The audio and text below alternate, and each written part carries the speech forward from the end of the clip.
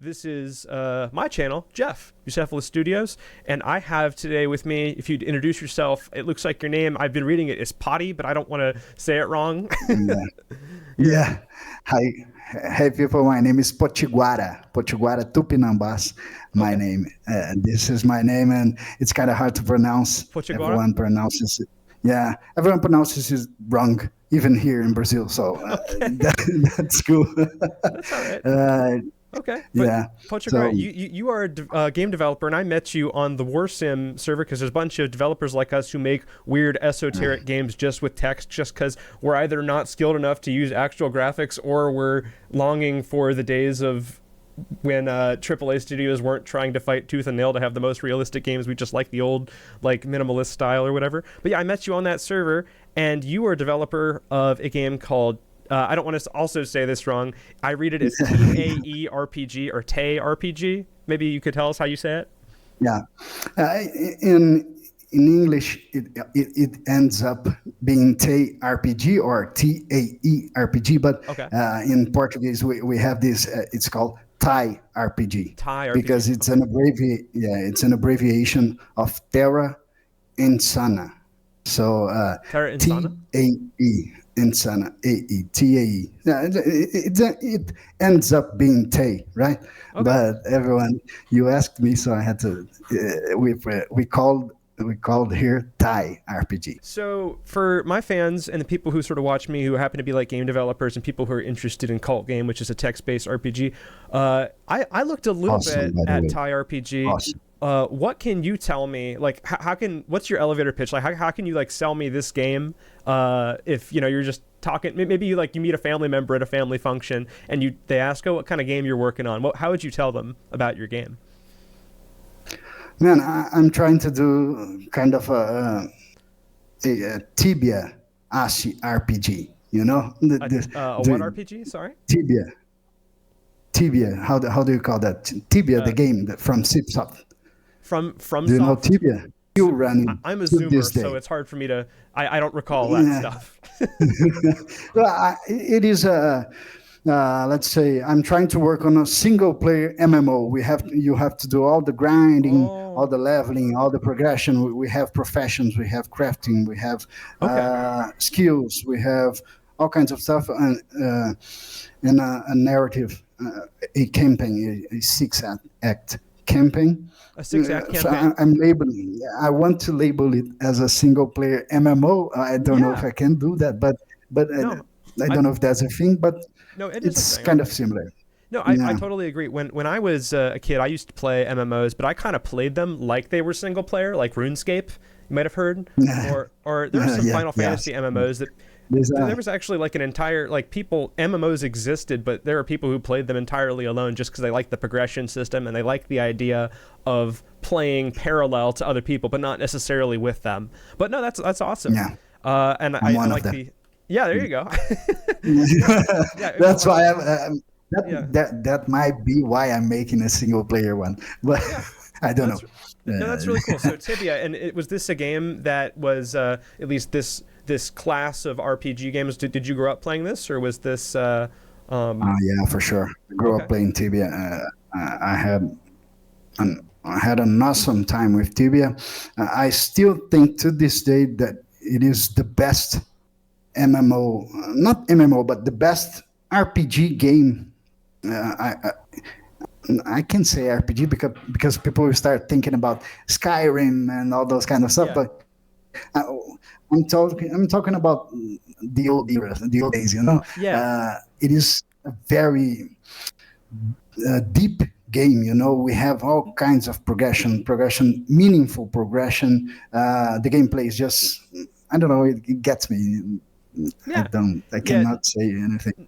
Number go up is a good feeling. I remember playing like RPGs and it's like, ooh, my strength number went up. I'm doing pretty good. Or, yeah, it's yeah. Go ahead. Sorry.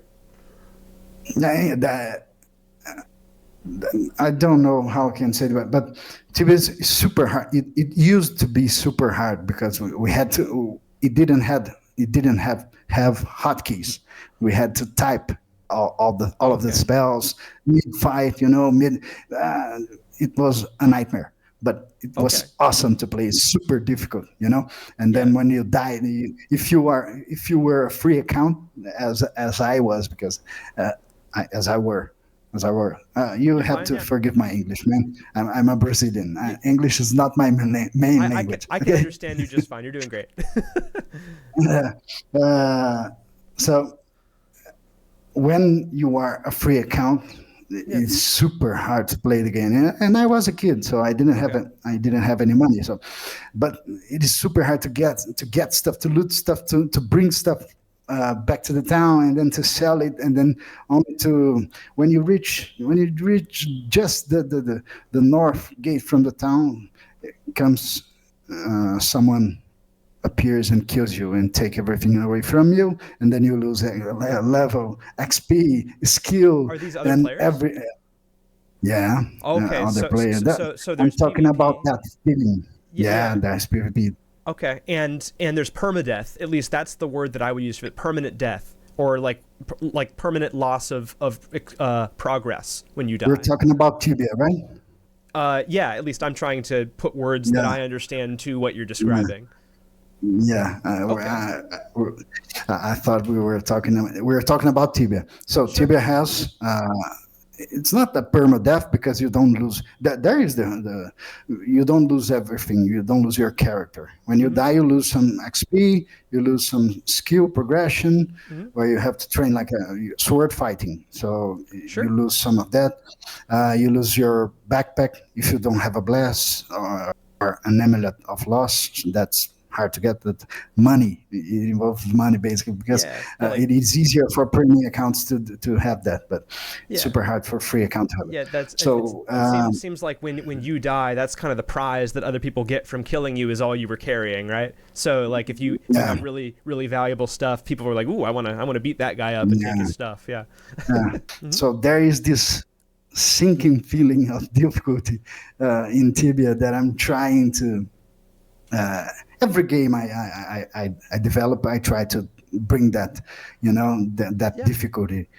Yeah, and it at least just to expand this conversation a bit, I was doing some research on you before I had this conversation with you. It looks like you have a YouTube channel where you do like Godot tutorials and stuff. Is that what you do? Yeah. Yes. So this is not your first game. You've been developing for a little bit of. How long have you been developing? I don't want to be that people that says that I developed over 20, but I started game development with RPG Maker in 2001. Okay, yeah, so you've been at this for a while. But it wasn't not as near as. I'm telling you that when I was 10, I opened RPG Maker and started creating some stuff. And since then I've been eager to create games, to develop games, to sell games and everything else. So, but I clearly remember I went to the journal, the newsstand, the newspaper. I forgot the name. The pen we call banca. It's the banca. So it's the journal, the newspaper stand, where we had the RPG Maker CD, and then I bought it, and then that whole glare, that whole magic era. So you're born and bred playing video games and making video games. You didn't just decide to do this one day. You knew from a kid you wanted to do this, which is awesome. I knew from a kid. Yes, I'm graduated in electrical engineering, but I graduated over 2015, and since then I kind of used my electrical engineering degree to just to I don't know, I took that degree, and then I worked a bit in the industry because I love electricity as well, but I love programming more, so I shifted to programming. Now I'm a software engineer, and a couple of years back I had the opportunity to start developing a game. I decided to start developing my first commercial game. So I opened up Unity and developed my first game. It's called Craft TAE. TAE. Yeah, and is this an extension of the TAE RPG's moniker? They are both in the same universe, the same lore. This Terra AEsãhna. This map, let me show you here. Sure. Love Can to I see. can I go can I go get the map? Oh yeah, So please. just let me show you. Please, yeah. Okay. So it looks like we're gonna get a real life lore bit of TAE RPG, which is kind of interesting. I love it when people have like they draw out. Whoa! Look at that. Okay. I have this. You're not gonna see because of the reflex, but Yeah, but is that like a map that you made? yeah. So I'll explain to you. Yeah, yeah. See, I have a friend who makes his own. He makes his own fantasy universe, and he has all these giant franchise plans about releasing movies and books and stuff like Yeah. that. So it at least what this reads to me is Is like, this oh, for me? these are your plans for something like that. Yeah. So Yeah. back on to 2018, 2018, Yeah. I guess. I think so. 18, 17, I don't know. I got together with a couple of cousins of my. They are my cousin brothers. You know, they're more like brothers than cousins. And then we started talking about this universe, this lore that we wanted to create. Everyone likes Lord of the Rings, right? So Oh, we yeah. wanted to create something like that. And then we started thinking, and then we had a lot of brainstorming, a lot of meetings, a lot of stuff. And now we have a book, a published book. Oh, We wow. have 3 books, I guess, in somewhere near So here. so TAE the TAE universe already has published books, and this is a Yeah, game one. for the TAE universe. Yes. This is yes. okay. Wow, So, this is huge. and then I want to create every game I'm going to develop. I want to have the word TAE on it because I'm going to take from that lore. You know, Okay. we have a whole bunch of eras, a whole bunch of lore, Yeah. a huge lore, lots of stuff, lots of races, lots of societies, nations, geography, politics, all kinds of stuff. So Yeah. every game I'm creating, I'm using that lore. So Yeah. and then I'm putting TAE on the title. You know, That's cool. And is it like, are we talking like Lord of the Rings, Tolkien fantasy? Is that the style of the world, or is it something like that unique for you? Okay, yeah. yeah. It's, Traditional high we fantasy. have some. Yeah. Yeah, we have some unique races, unique. I think the politics, the society stuff are more in depth than we have in Lord of the Rings, but we have similarities, a lot of similarities. We have a lot of different stuff as well, unique stuff as well. It's a whole bunch of, but it was definitely inspired by. It's a lot spell heavier than Spell Lord of the heavier. Rings because Okay. yeah, I don't think that's a word, but No, on I know Lord what of you the mean. Rings we have like light spell. You kind of you don't have magic and stuff. We have Gandalf like flashing the staff. Yeah. That's awesome. Don't get me wrong, that's awesome, but it's a lot heavier spell wise. You know, A hard magic system. Yeah. so think of an RPG, fantasy, medieval universe. That's it. That's the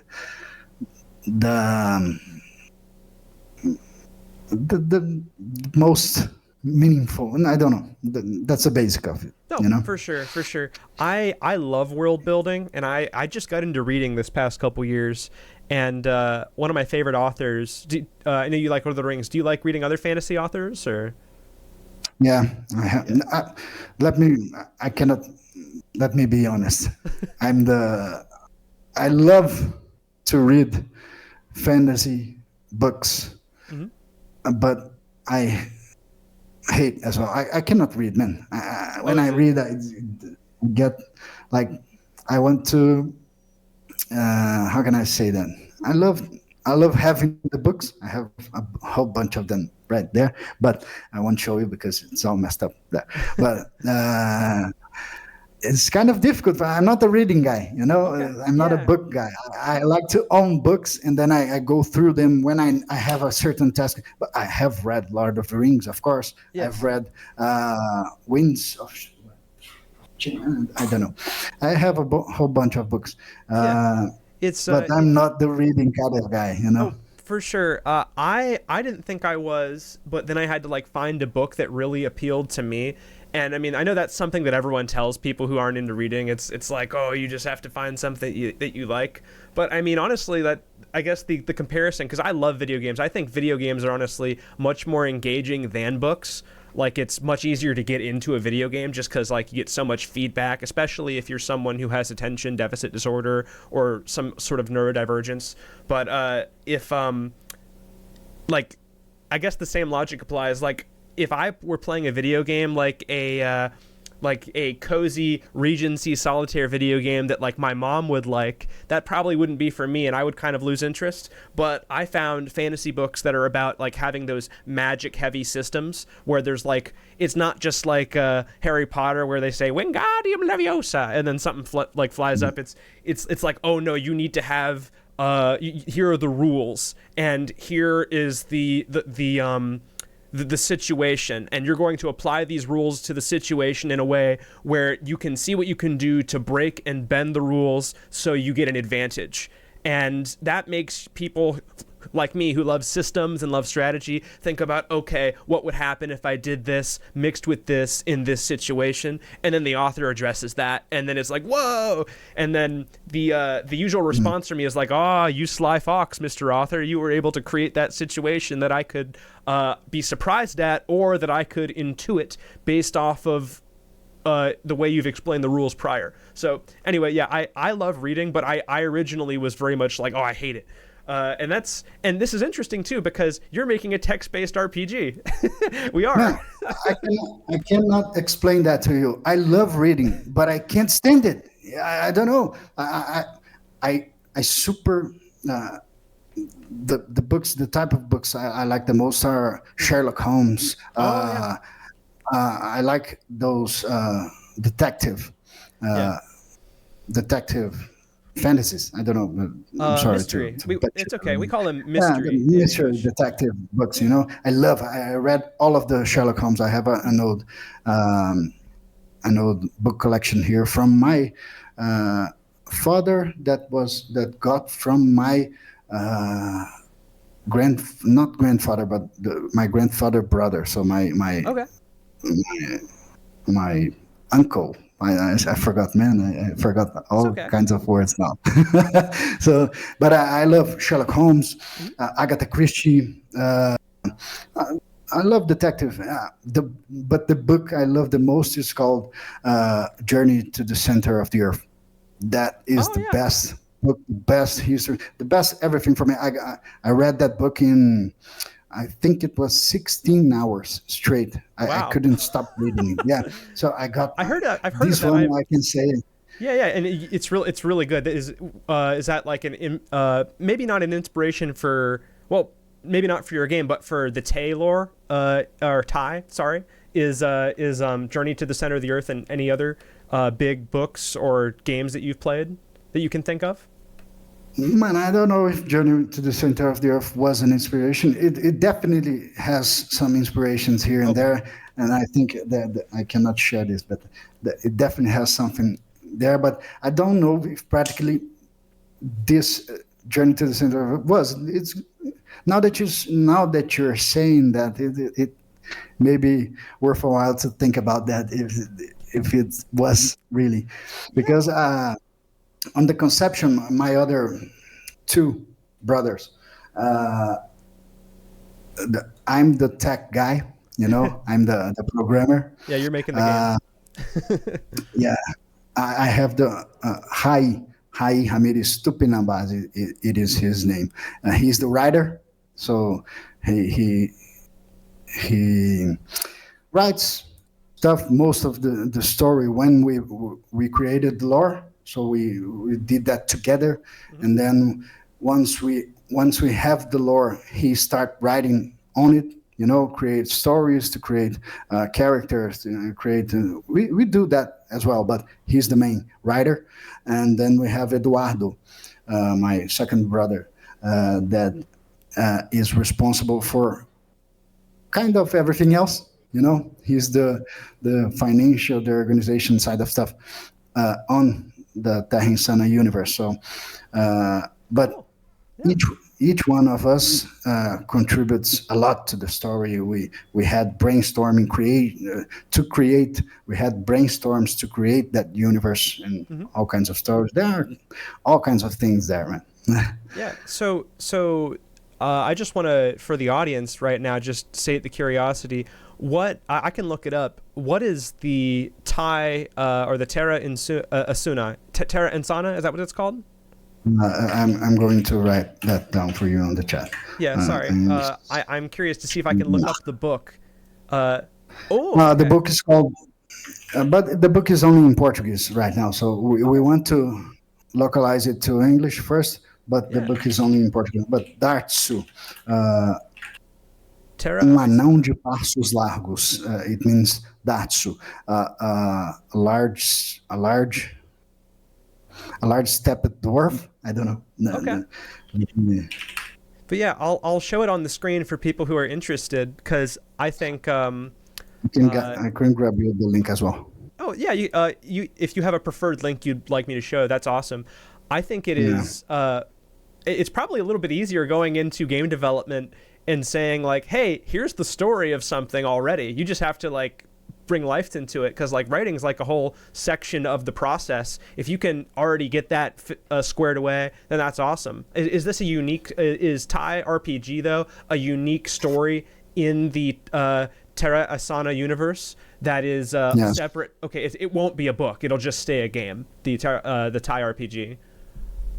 Yeah. Well, what we are trying to do is to create media around, to create content, to create entertainment around the universe, the lore.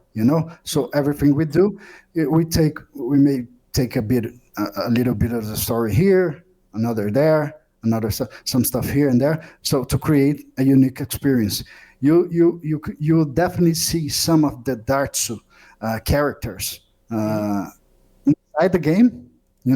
You'll definitely see that, but the game is not about the book, and the book is not about the game. It's in the same universe though. Yeah, Okay. they share the universe, but there are different things. We might create a game. I don't know about that. So I wanted, when I was prototyping around here to decide what the second game would be. Yeah. I created a prototype here about Dartsu and its story. The story is already written, so we didn't have too much trouble to do that. But then I decided on TAE RPG. So Sure. Yeah. but there might be a game about Dartsu. Okay. I don't know. No. Yeah. It sort of reminds me of the old Tolkien art on the old Hobbit and Lord of the Rings books. It's cool. Definitely can see the inspiration. Man, the artist is phenomenal. She drew that using pen and paper, man. That Cool. was completely awesome. She asked us to get the pen for her, and then she started drawing. It was awesome. We loved it. Is the cover the only illustration in the book? No. Oh no. wow! So you got some more then. Okay. Yeah, we have a lot. The cover is the only colored one, and then the artist didn't like that at all. You cannot color my stuff. I don't know, but I'm sorry. We were like sorry, we needed a cover, so that was the way it had to be done. It's cool. I found another illustration here in the sample pages of the book. It looks like you have some sort of a orcish creature with tusks, and then a guy who's doing a big superhero jump with an axe in his hand over his head, about to bring it down on him or something. That's cool. That is a can-do troll. Okay. It has a whole history on that. And the guy jumping is Dartsu's father. He's a berserker dwarf. So that is why he's shirtless and with a huge axe. And Giant beard. yeah. Yeah, well, that's awesome. So I bargained for just hearing about your RPG today, but now we this is a whole universe, and it's got a book, and there's a whole lot that people, if they're interested in learning about Terra AEsãhna That's the first or TAE, game. yeah, there's a whole ton of stuff they can count on here. So I would say, if you like the Lord of the Rings inspired fantasy, if especially if you're interested in the ASCII art style, it looks like you're putting out here, and especially if and your book is in Portuguese, correct? You can find something localized Yeah. to Portuguese Yeah. that does all that for you. So this is really cool. And I really appreciate hearing all this. I love hearing about what makes people get up in the morning, and what their passions are, and creativity. This is why we get up in the morning. It's awesome. I kind of want to hear a little bit, and I have it up here. I can share my screen with you if you'd like. I have TAE RPG, the demo, open on a window in my computer. Did you want to talk about that as I went through it a bit, or is there something you would want to Yes, introduce first? of course. Okay, yeah, I'll put it up No, right yes, here. I love to see people playing the game. Yeah, yeah. I So had a play test lined up. That is the most fun I can have in like game development for me, is to see people play my game. Like, not of course the YouTubers as well. For Craft Time, my first game, they played a lot. It was yeah, super fun. I got up like 3 in the morning to watch them play because they were live from across the world, from the other yeah, side of the world. I was like, man, I gotta see that. And then I waked up. I woke up 3 a.m. to catch yeah. people playing. Oh, I love, man. I love this. It's great. I'm in full agreement. And one thing that's really interesting, Potyguara, is that when I have heard people talk about game development, they say that if they think they can develop games the rest of their life, they will be happy, and like as like a thing that's like their dream, like it's a dream job for them. And I've actually heard, and I've been doing game development full time for about 3 years.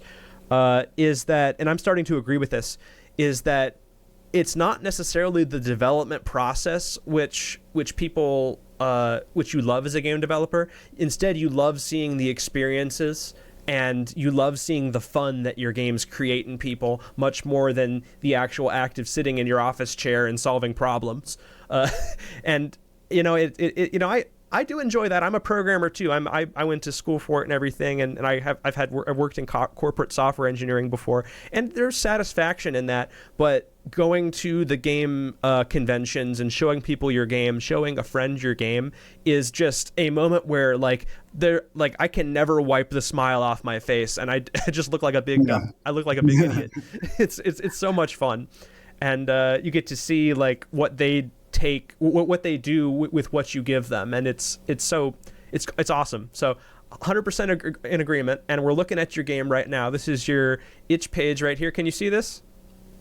Yeah, I can. Okay, so you got your TAE RPG header up here. You got this. I like, to be honest, this kind of looks like this. I mean, I know it's black and white, and we kind of got like a. This kind of reminds me of Berserk a little bit. I don't know if you know what Berserk is. I know, but I haven't watched it. Not that I haven't watched it. I know I've seen some clips, but that wasn't. I don't know it well enough to think that looks like it. I don't know for it. Sure. for sure. But yeah, this is your header capsule, and then we go down here to see your game. I admit I played through the first mission. I'm on like day 3. It looks like. And it looks like, we're already looking at the UI here, and I already saw that this game started up in Godot. You created this in Godot. That's interesting. Yes. So tell me, I mean, you probably have thought about this a lot. Trust me, as someone who develops text-based games, I think about this a lot, or at least I wonder how much people actually understand goes into this. How did you develop a text-based UI and graphics system in Godot? Is there a library that does that? Are you printing directly to the screen with some sort of like font printing tool? Like, how'd you do this? Yeah, I also want to know about Code Game, because War Sim, Code Game, Sanctuary RPG. I don't know if it was done that way. Yeah, I played Sanctuary. Yeah, that it is that and War Sim is what inspired me to make this game. Awesome. I Yeah. had this. This is a curiosity, a fun fact. I had this game done back on 2018, Really? but I tried to do it in mobile. I was hung up in mobile back then, and then Okay. I tried to make it using mobile technology. I was making using React Native, and then a whole bunch of stuff. Then I flipped to Unity, but I still wanted to make a mobile game, and then it didn't work as well. So I kind of gave up on the idea, you know. And then when I saw Sanctuary RPG, when I saw Warsim, and then I got to the Warsim likes, and then we had Code Game, I was like, man, that's it. That's the game. That's the game. Yeah. I just need to. Yeah, you're visualizing the world of TAE RPG Yeah, looking like this from the very start. And yeah. Back. Continue. Sorry. oh, sorry, no, I was done. I was just, I guess I was confirming. You never visualized the video game form of TAE RPG looking like Skyrim, looking like Expedition 33. No. You knew it. You visualized it as this. Yeah, we had the transition screens. We had the location centered as like one location has a lots of places you can go into it. You can enter. All centered around hubs. That is what TAE RPG is. You know, Litla is a hub. You have places. I don't know, branching from this hub. From this main hub, you know. So this idea was there, and then when I visualized it, those projects, I was like, that's it. TAE RPG is this. It needs to be it. So I started developing, and then I got into Godot. I needed to change from Unity, not just because of that whole shit show they put out, Yeah. but Yeah, I'm not touching Unity with a 10-foot pole now when they can do a rug pull like that. no, I just can't wait 20 minutes to start my project, and my project has 3 files. Can you imagine a text-based project like to being open in Unity? It takes 10 minutes, 20 minutes, and then you hit Control S to save your work on the VS Code, and then a whole minute or 2 minutes or 3 minutes. I don't have the best PC in the world, so it just takes too long to do stuff in Unity. Even if you're making a ASCII game, a 2D, not even 2D. I don't know. Of course, it is 2D, but it's an ASCII game. Yeah. So I got into Godot, and then I kind of created this from scratch. You know, I created a grid. First of all, I defined the screen resolution. It is one. How can I say that? 1280 by 1080, I think. Okay. The resolution. I don't know if that's the resolution. Is that the pixel resolution now? And yeah. And you said you created a grid as well. Is there? Yeah. Are you implying that you made your own library and code for printing text to the screen, as to mimic a terminal like this? Yeah, exactly what I've done. Yeah, that's crazy. I created. I created the grid. The grid is a grid. It's called grid object, and then I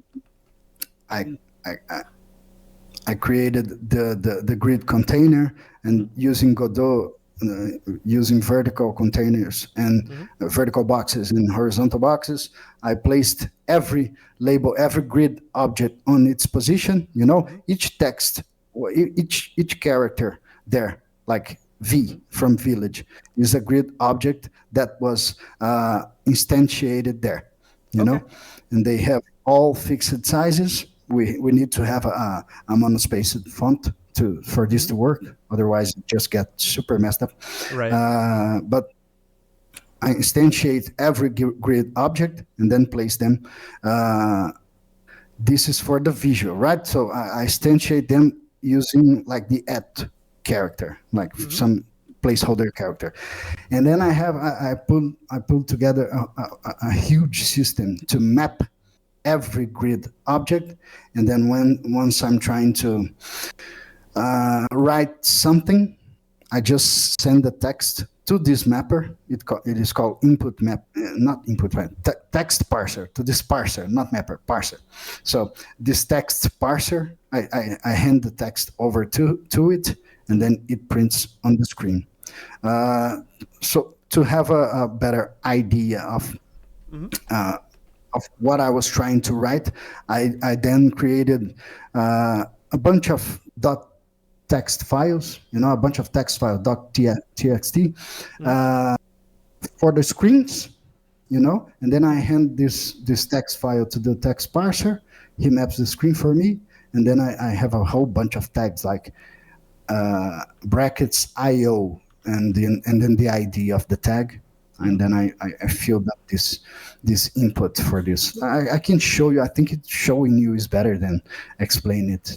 Sure, yeah. Do you have something you want to share with me on your screen? Yeah, I can. I think it's going to be kind of difficult here, but I'll share the screen.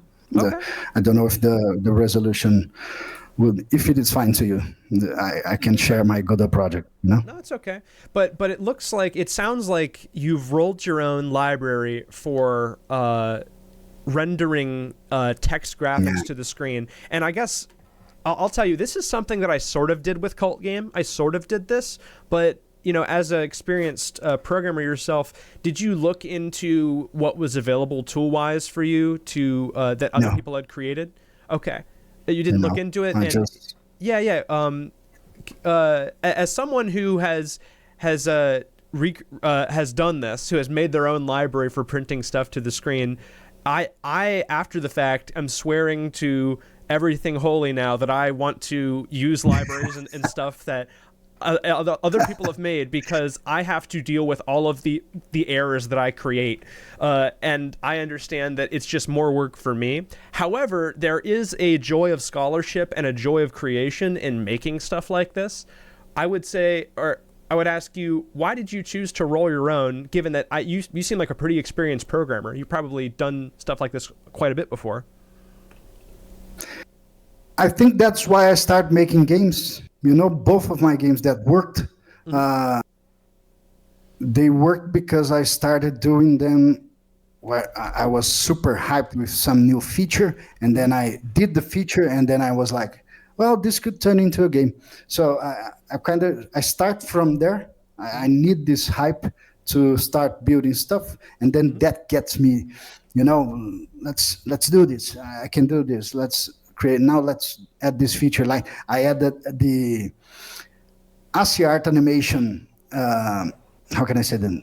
The animation controller. So I have a bunch of frames, and each frame has a velocity, a time that a BPM they are shown in the screen. And then I replace a lot of frames. That's how I did the animation from TAE RPG. Like we have moving stuff, and then I had this animation controller done that was awesome to do. When I got that done, I was like, I really love programming, man. I work with programming all day. I'm a software engineer, as I told you. And then I once everything is done here, I have 2 kids, by the way, 2 boys.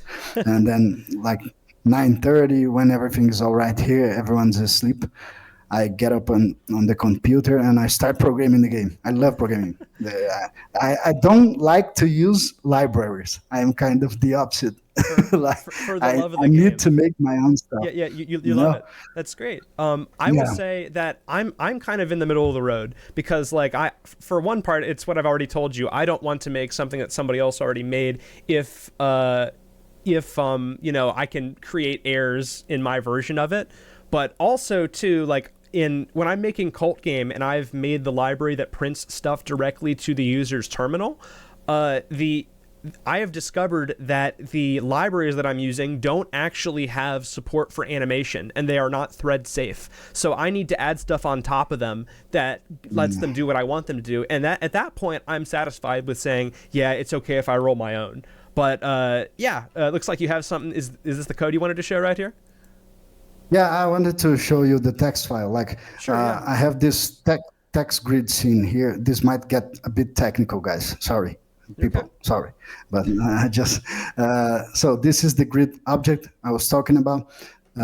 It just has this script, grid object, and then we customize it. We set up it like label using this label. We set the text. We create the grid position just to have this information, what position is this grid object, and then we can later customize it to give it some color, change the font, maybe the font size, all kinds of stuff. But the text files, so I have this screen text resource I've created as not resource. Okay, screen test. So let's look at Litla, villages Litla. So this is the screen resource we have, and this is its text file, the text file path. So if we go here, text file, screen text, villages Litla. So we have, this is what you're seeing, in your screen, in your game, and then we have those tags here like AA's ASCII art. So this ASCII art is a tag that we need to, is a text as well. So ASCII art, so villages Litla, and then 1 and 2. So I go and fill this up manually. So at least the way that I'm intuiting this is that you have like an HTML like structure to your grids, and you replace the grid with the content of the art files that you want, and you can animate between them based off of client side code. Are you using something like the NVC pattern when you've set this up? No, I was using nothing, man. Nothing came to my head. I just I do this like all day long. For instance, this I created the tags, right? So this is a label tag. It is just a text, okay, localized, by the way. So I need to I managed to localize the text on this game. This is the stat option where I show the world day. This is the label level. So this is the position input. So I had to, so it didn't got like fixed, and I had to manually fill that up, every village, every place. So I did kind of this system, this position input, where I just filled that up in not a JSON file, but a custom resource file here I made, and then I can like dynamically update everything. It's a whole thing. I was thinking, I didn't use nothing. It wasn't systemic. I guess the word is that. I got to do it, and then that's what came up. No, yeah, I can definitely see this working with basically every new area or view that you want to show to the screen. You just populate all of these fields with different information and animations. It sounds systemic to me. It sounds like it works. Thanks for showing us that. And is the function that you use to print this to the screen? Are you just printing characters directly to this grid object and then rendering them and then having some sort of frame animation frames okay, yeah. The grid objects are parsed, are instantiated when the game loads. That's why you see that loading bar. Sure, it doesn't take that long. I just wanted to, I fixed the amount of time it takes to load, but it's almost instantly, and then they are instantiated at the beginning, and then they are just updated. They're just customized. I have every position fixed. I have everything mapped. So once they get instantiated like this text grid, this is the function setup screen text. Yeah. So I instantiate them like setup text grid. So they're getting instantiated right here. I don't know if you've seen that, but they're getting instantiated right here. And then once I do that, I'm ready to set up screen text. And then I send that custom resource screen text here. And then I get the file content, the text file. And then I just update every grid object there is to the position. Yeah, it's just I always update. I never instantiate that again. Okay, sure. Using the text method. I'm sorry about that. This is ugly. Don't That's don't okay. look into it, brother. But we have 3,000 lines here of code, but we have this subparser as well. But Yeah. and then I parse everything. I need to do that base action stuff here. That class. I need to turn the subparsers into classes, into Okay. custom classes, and then to kind of refactor this to make it small. But this is the file I parse everything, parse arts, parse combat loot, parse inventory, parse stash. This is the worst thing I have in my game, in my code right now. That's But all right. it works. No, it works. I mean, it's not stupid if it works. Warsim, I think, is 1 million lines of code. So, and I think Hugh showed it to me. It's just one file. It's 1 million lines. Did you know that? Yeah, I saw that. Yeah, I saw the interview. I don't know if you showed that on the interview, but I think that was a funny one. mentioned Yeah. it. Yeah. Yeah. But yeah, so it's not stupid if it works. I will say though that as the programmer, it's a more comfy experience if it's well organized. So you get to deal with that yourself. Yeah, for sure. I took down that note. I have a note for that. Like, we have to refactor every subparser in the text grid. Okay, the note is there. I know it's there. I know it's there. It's never coming off the board, but I'll do it. I have to do that custom action. That I don't know how the name is in Godot, but I already have something like the combat action system, the action system, the move action. So we have a base action class here, an abstract class. That's the name. So Sure. I need to abstract every subparser in the game. Okay. That's what I need to do. Yeah, you need to use the strategy pattern with that. Yeah, I feel you. Yeah. Yeah. Okay, cool.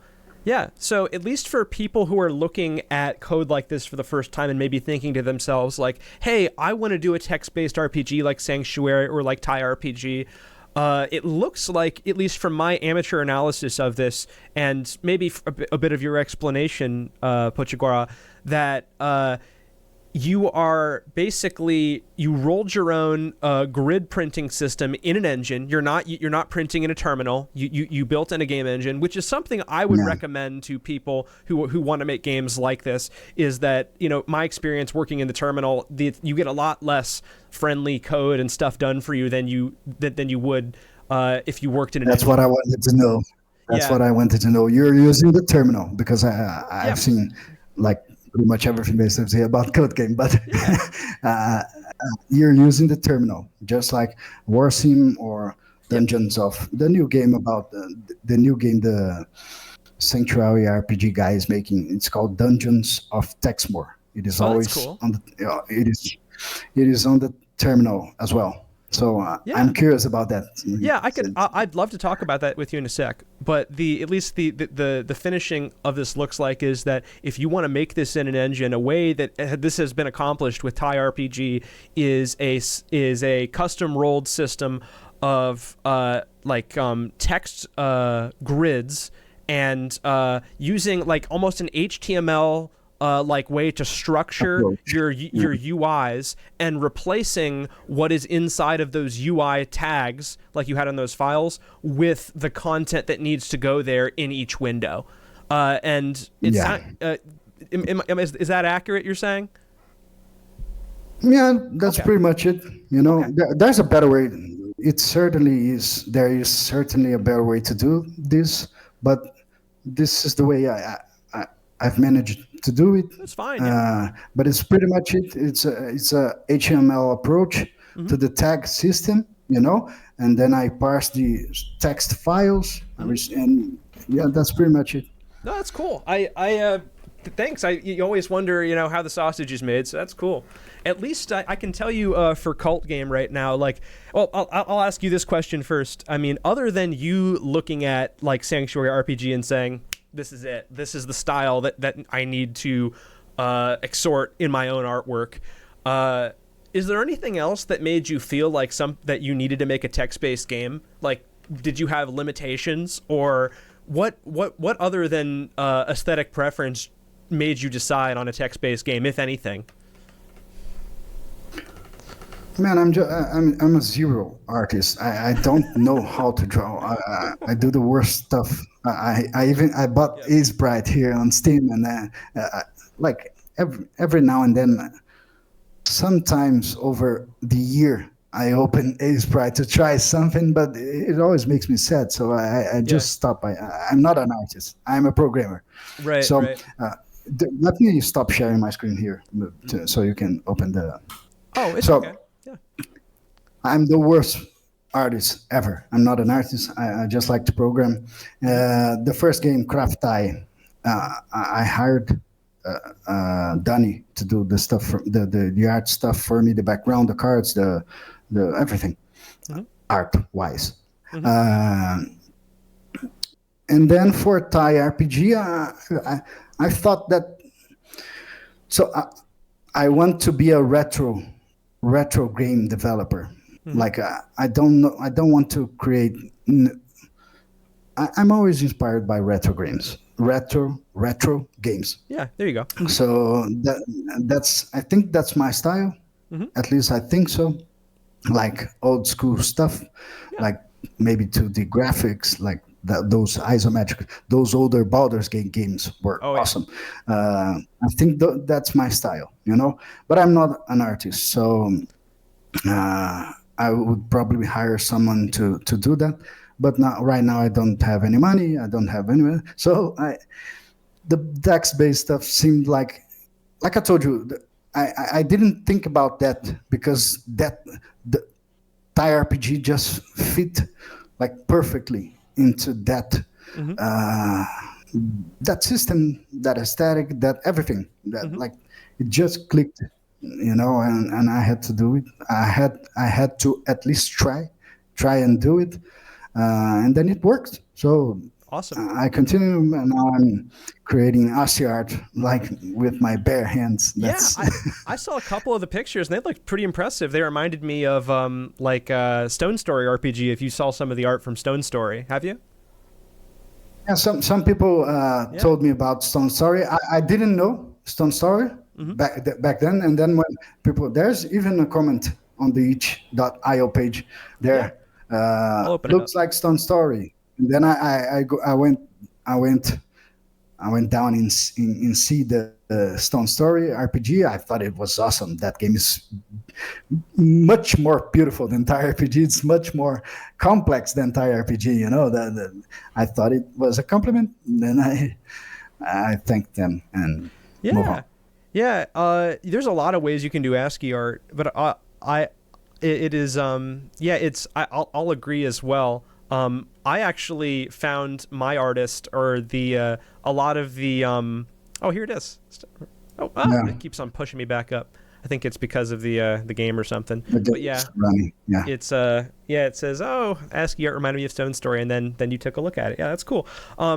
I will agree that comments on my stuff, like on the posts I've made to Reddit and stuff like that, have helped me find my artist. They've helped me find the stuff I want to put in the game. So yeah, just honestly, for you developers out there who are trying to figure out, like, man, how did they get that style, or where did they find that?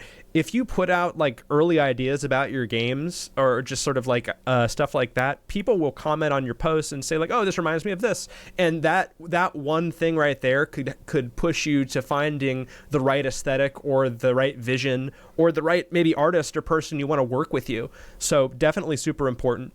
And we're taking a look at some of your ASCII art right here, and you did that all by hand, which is like super cool. Did you just type that in a text editor for making this? Did you just type that?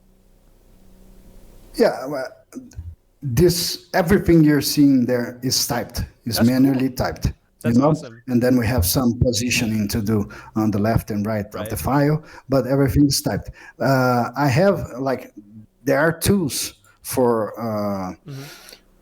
ASCII art development. Let me send you a link so you can show people this. Sure. Yeah. I use this. It's called rcart.eu. We have all kinds of stuff here. I use this, but I've used one It is, even if you go to the credits, you'll see there the art I've used for this spell book.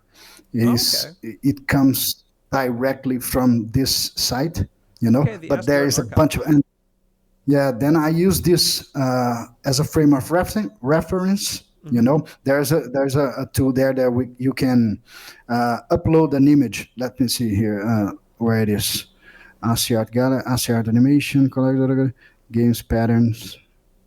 So I'm looking at books right here. You can upload an image, and then the ASCII Art generator kind of generate this image, and then I use it as a frame of reference. I have the image from Craftai, my first game, and then I use that as a reference, and I start drawing on top of that image. That's why I got this goblin done. This goblin is I've manually drawn him, but it comes from the art of the first game, the goblin art of the first game. Let me see. There's a. That's cool.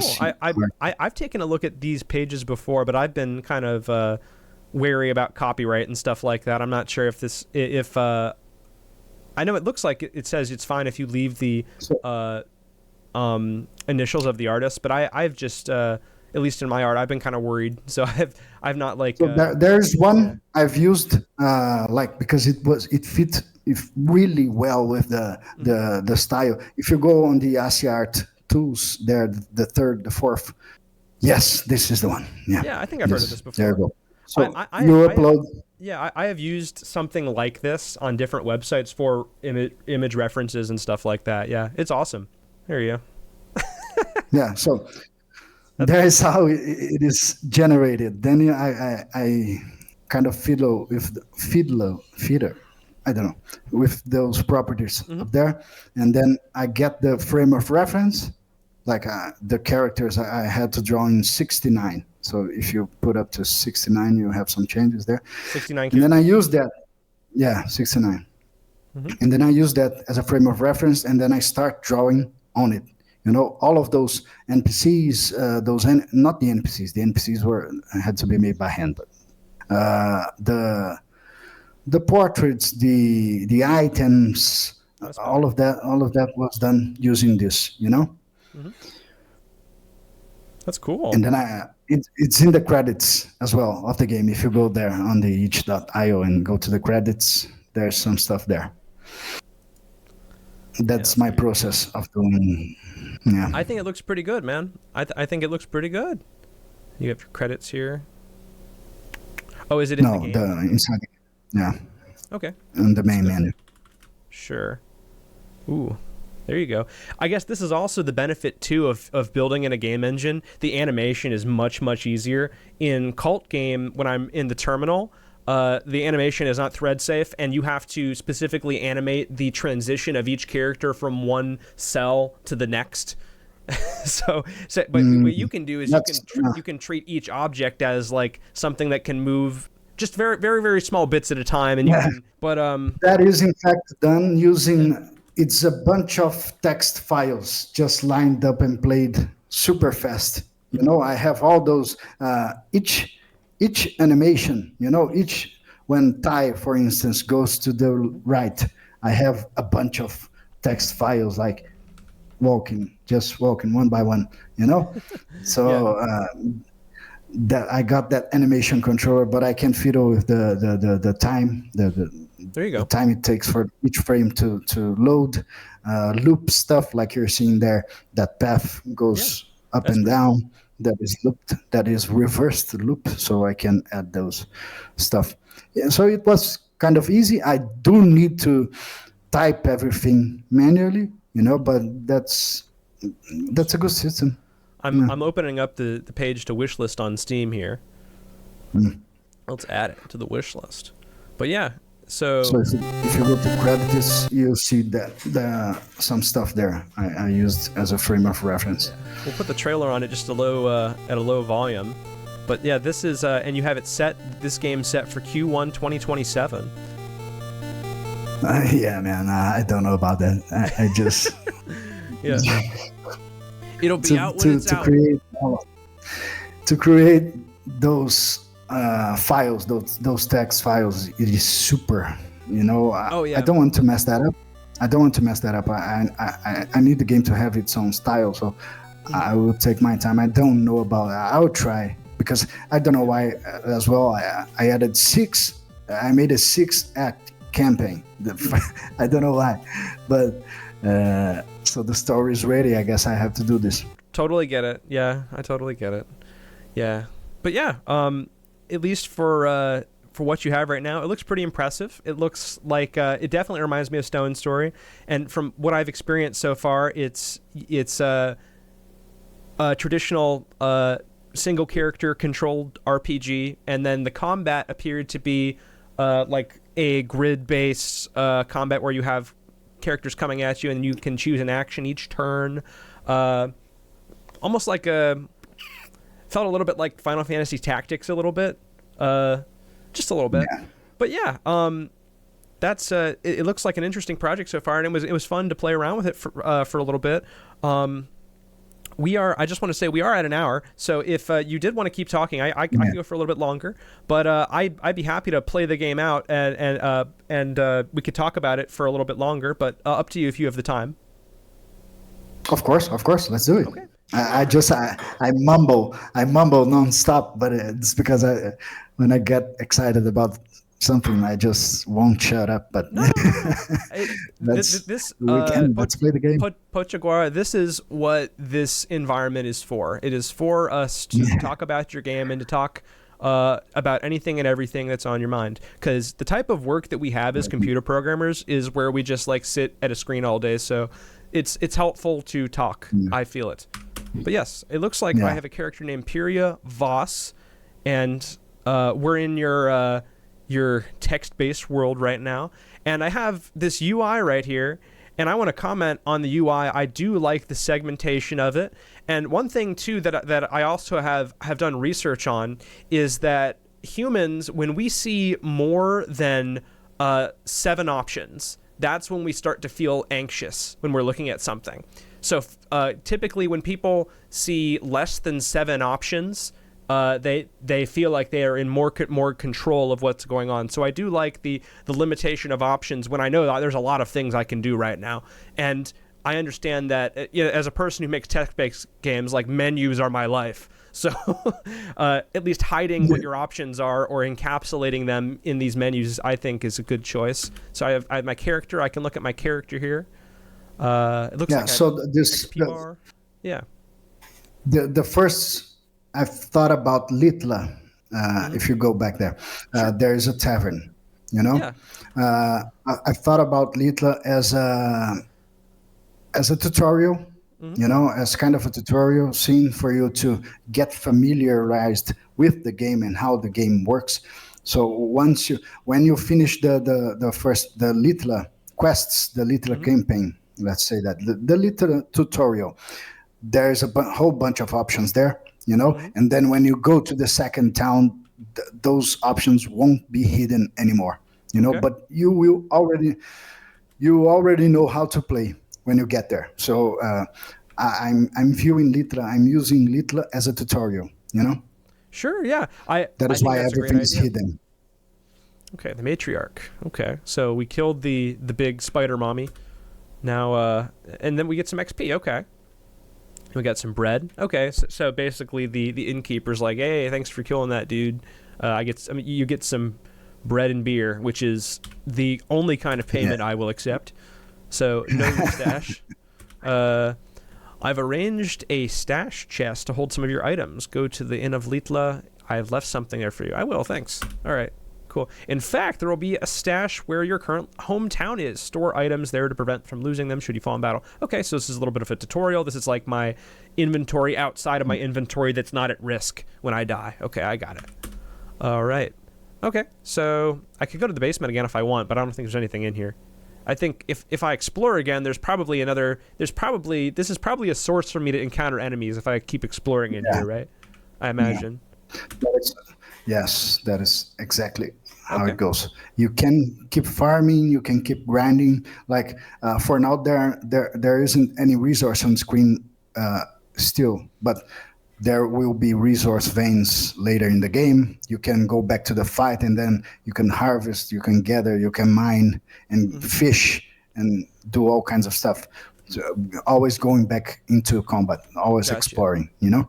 Gotcha. So this is my RPG avenue to grind a little bit if I want to do that. Okay. Yeah, that's basically the main mechanic, you know, the exploration. Sure. Yeah, you explore and you fight stuff. Okay, like it. And then I have my little character here. I got inventory. All right. And I have all these equipment, but I'm naked right now. Oh no. Okay. Yeah, absolutely. Yeah. Okay. So you bought an apple. Oh yeah, you're the first one I see who bought an apple. Yeah. Yeah, I mean, I thought I might buy something. I didn't want to just hang out and loiter and not patronize his business. Poor Bombay. Okay, journal. Okay, so well, I think we beat this. So it looks like this lists everything we've done. So we probably should go find that stash if that's probably the next quest he wants us to do. So let's leave. And the inn. Okay, the inn and the tavern are two different places. Yeah. Okay, so the stash. Okay. Cool. All right. Well, it looks like we got a rusty sword in there. I mean, I'll take that, I guess. Sure. So I guess one problem that not with the game, but I can see as a programmer that you might have experienced thus far is figuring out which keys to attach to which item for interaction in the menu because you only have so many number keys. This is an issue. In fact, a playtester was from France. He was French. Yeah. And he has I think it's an ASCII RPG keyboard. I don't know. Another type of keyboard where the positions were all different from the QWERTY we have, you know, QWERTY, you know. This issue has come up.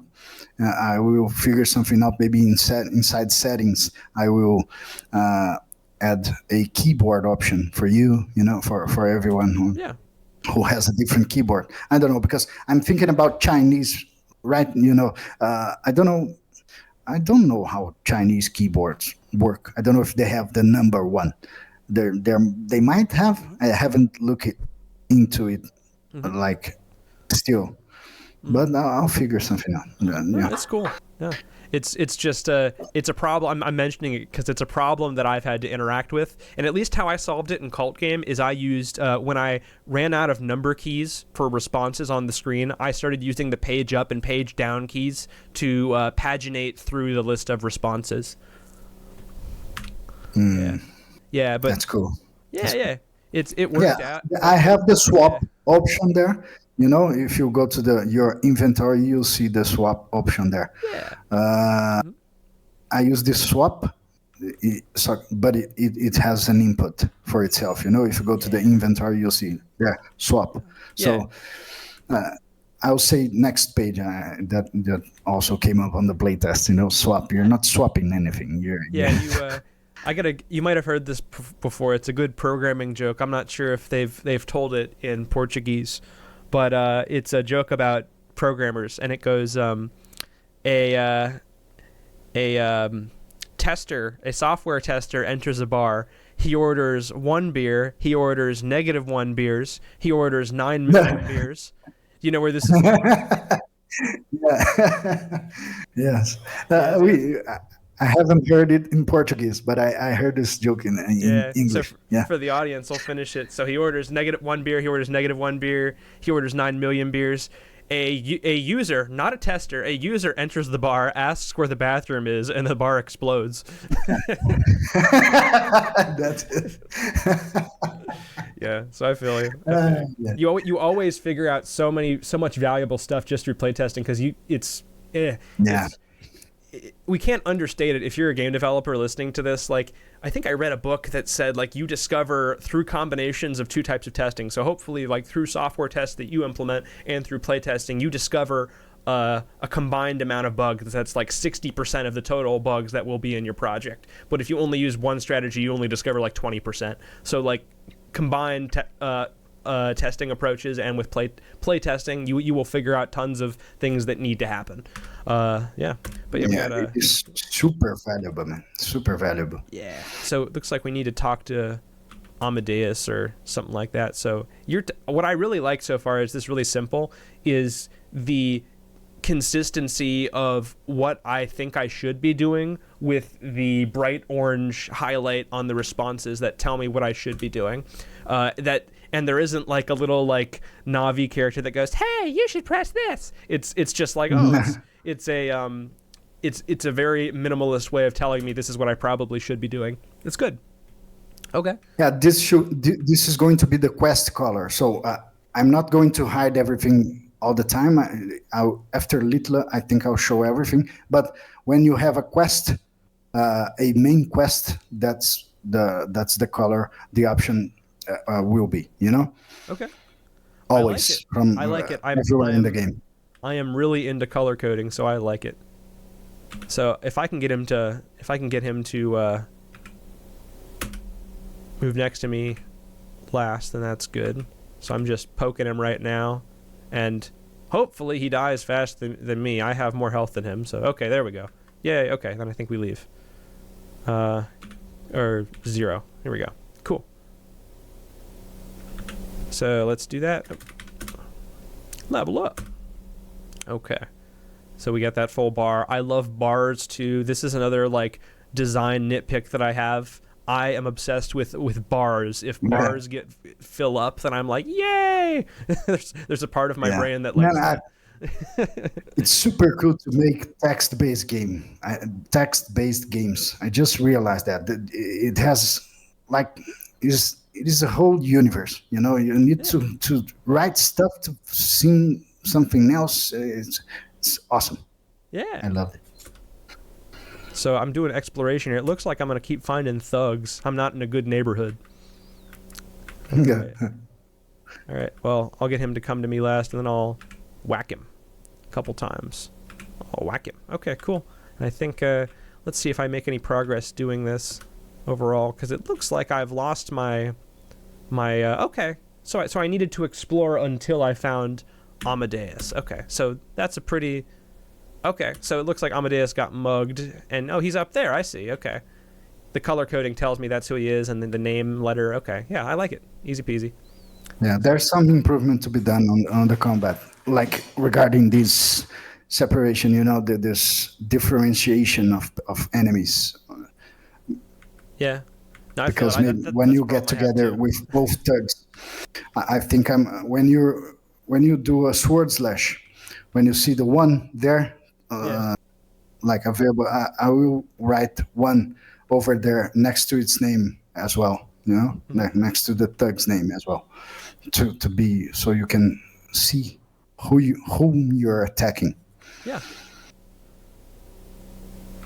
Okay. I think we're giving him a whack, and we'll be. Yay! Okay. Oh my god, 9 health.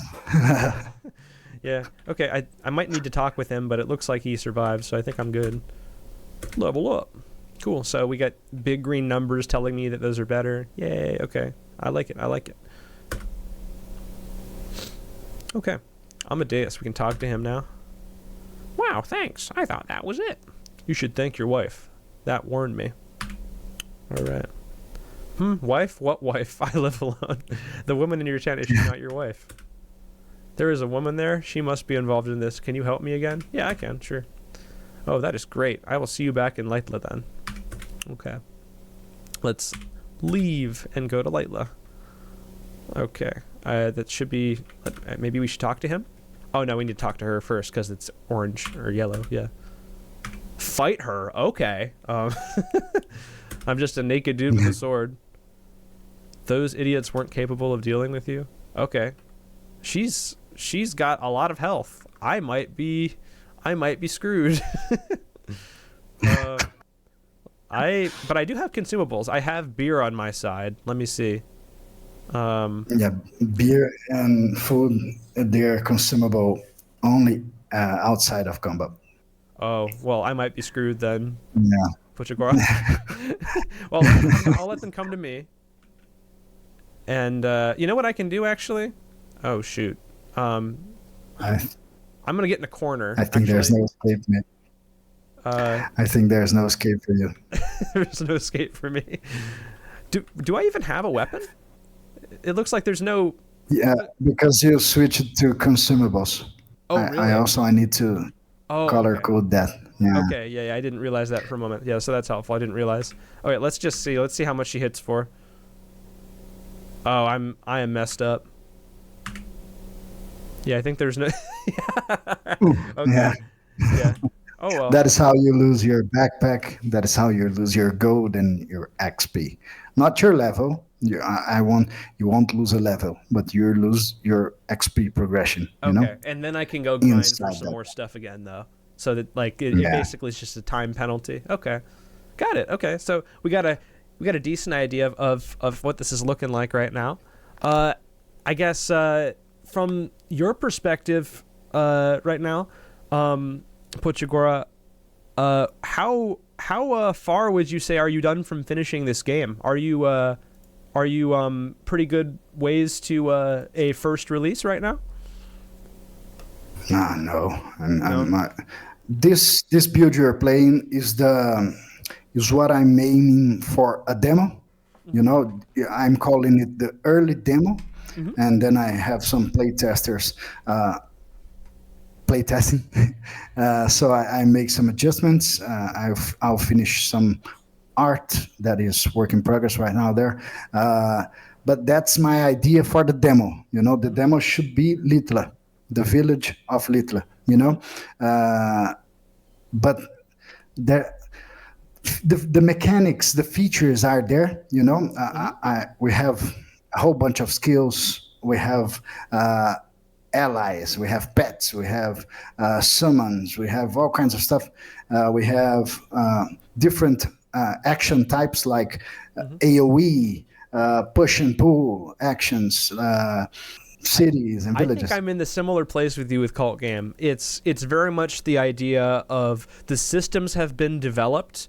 Now the content needs to be added on. I like the... Yes. Yeah, so I'm very much in the same place as you. I'm going to have my demo out by October, so I feel you. We're called feature complete. The game is feature complete, but it's missing now content. Right?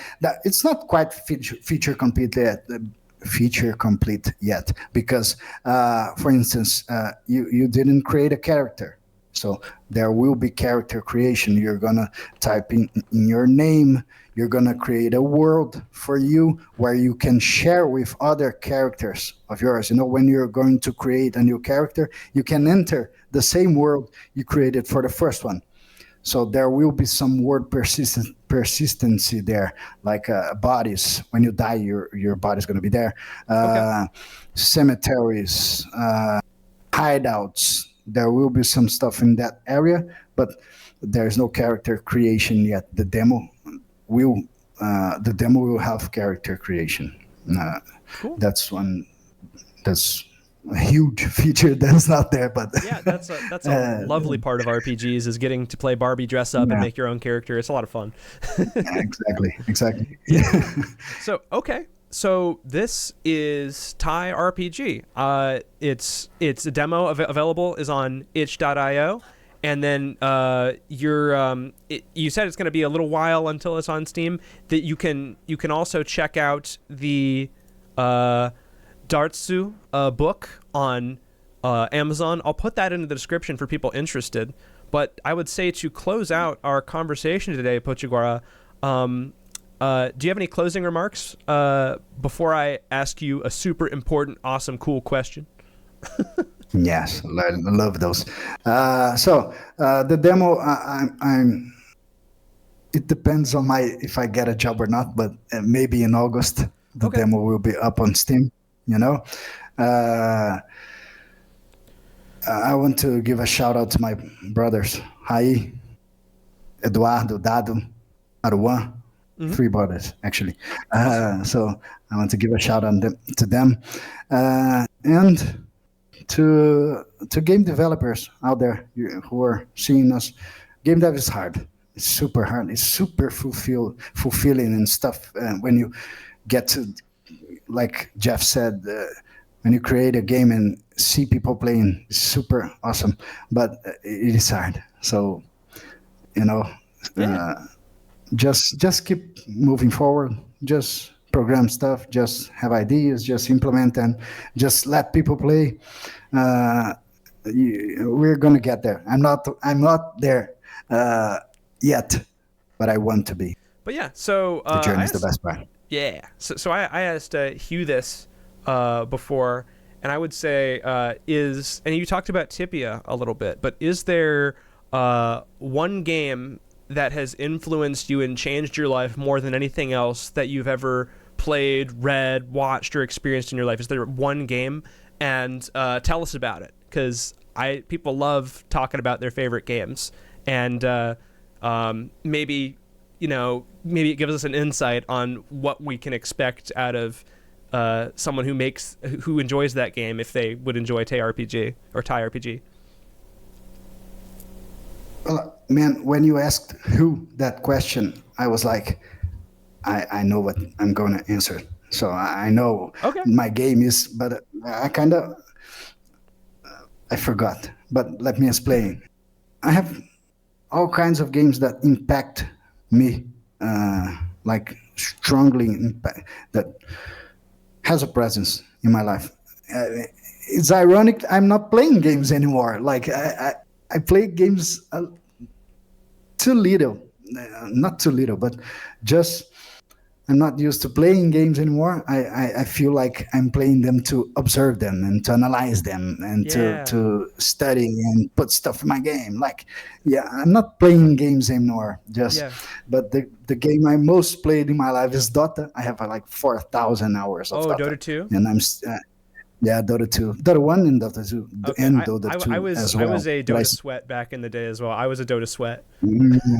I still suck. I played for 4,000 hours. It's okay. So who are the heroes you played? Who are the heroes you played? I'm gonna make an opinion entirely about you based off of this. I'm a sub. I played Crystal Maiden, Dazzle, and support. I'm a support guy. I'm sub guy. Disruptor is my best one. Disruptor is my best one. Yeah. So for anyone who doesn't speak Dota, what Potyguara is saying is that he carries the team on his back and he doesn't get enough respect. That's. I try, but I suck. But there's all kinds of game, man. Desperados is a huge game. Desperados 1. I used to play Commandos. Man, there are so much games I grew up playing. But there's one game. That's the one I wanted to show you. In fact, can I grab the CD? Go ahead. You have to grab it. I remembered. Okay, sure, dude. Yeah. So this is the game I wanted to show you. There are a lot of games, but this is the first one that The Adventures with Edison. I've never heard of that. What is that? It is a Thomas Edison game. This game is crazy. I love this game. Okay. This game was the first, how can I say? The first thing I got hung up on, The first you game got addicted to it. You were obsessed with it. Yeah, addiction. Obsessed. Yes, obsession. This was my. No, that's awesome. That's probably the most unique one I've heard when I've asked people that question. I've never heard of Adventures with Edison. That's awesome. And this game got me into electrical engineering, I think. There you go. I love this game. It has all kinds of puzzles involving physics and electricity and light bulbs and magnets. That's cool, yeah. That's awesome. It's a good game. Yeah.